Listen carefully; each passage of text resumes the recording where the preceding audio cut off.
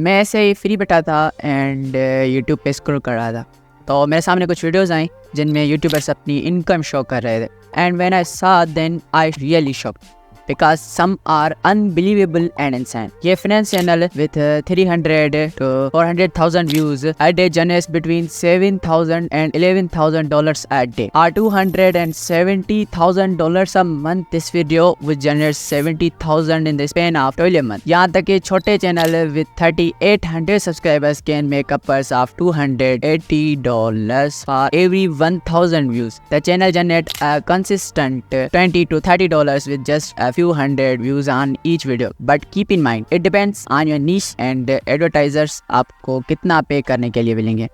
तो इस चीज़ से मुझे आइडिया आया इस वीडियो को बनाने का, the highest paying niches on YouTube from $13.52 for making money online niche to $1.40 for gaming niche। अपने जहन में इस बात को रखिएगा कि ये सिर्फ एवरेजेस हैं, इनमें बहुत सारे सब niches हैं which make significant higher amount. For example, affiliate marketing सब niche है making money online की, जिसमें $22 मिलते हैं पर 1000 views। तो अगर आप अपना चैनल स्टार्ट करने का सोच रहे हैं then must check our research on your niche।